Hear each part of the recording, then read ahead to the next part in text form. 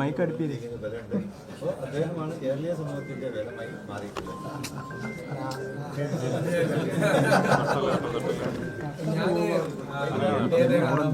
പാണക്കാട് കുടുംബവും അതുപോലെ മുസ്ലിം ലീഗുമായിട്ടും വർഷങ്ങളായി അടുത്ത ബന്ധമുള്ള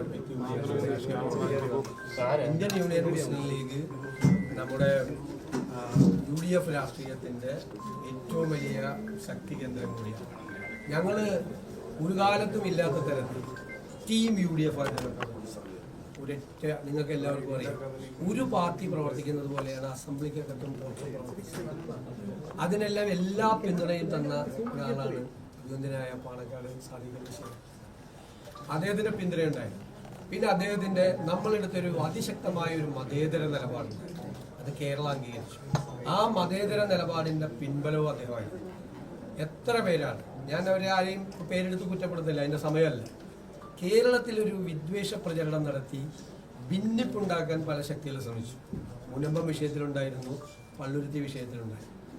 എന്നെ അക്ഷരാർത്ഥത്തിൽ വിസ്മയിപ്പിച്ചുകൊണ്ടാണ് ആ സമയത്തെല്ലാം മുസ്ലിം ലീഗും തങ്ങളും സാദിഖ് അലി തങ്ങളും എടുത്ത നിലപാട് ഞങ്ങൾ പറവൂര് മുൻ ധനകാര്യമന്ത്രിയായിരുന്ന KT ജോർജിൻ്റെ നാമധേയത്തിലുള്ള അവാർഡ് സാദിഖ് അലി ഞങ്ങൾ കൊടുത്തത് ആ മതേതര നിലപാടിൻ്റെ പേരിലായിരുന്നു. നമുക്കറിയാം, ബാബറി മസ്ജിദ് സംഭവം ഉണ്ടായിരുന്നപ്പോൾ ശിഹാബ് തങ്ങൾ എടുത്ത നിലപാടിൻ്റെ പിന്തുണച്ചായിരുന്നു ആ മതേതര നിലപാട്.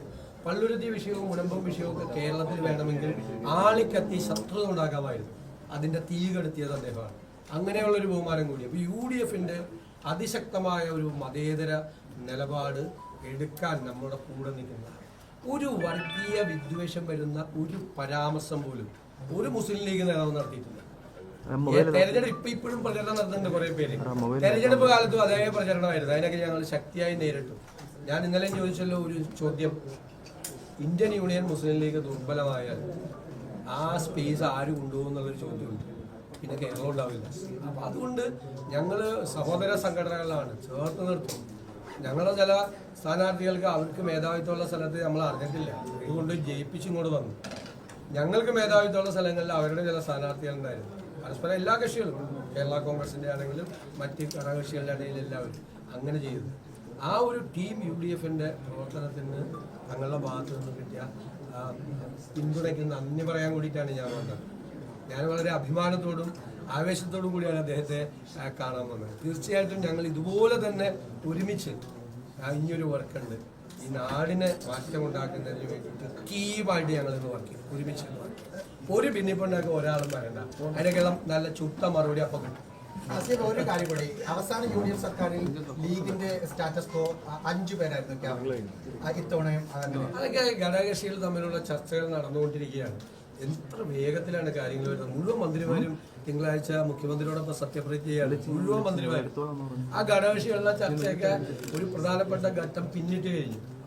കറക്റ്റായിട്ട് സമയത്ത് ആദ്യം നിങ്ങളോട് പറയുള്ളൂ, തീർന്നു കഴിയുമ്പോൾ ആരോടും പറയും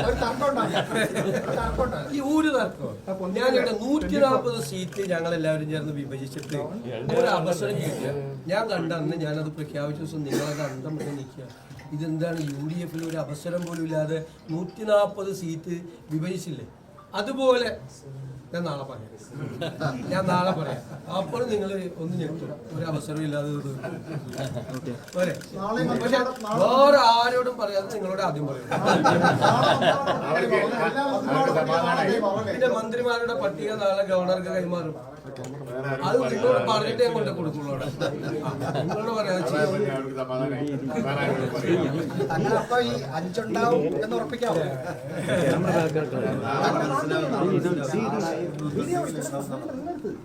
ശരി.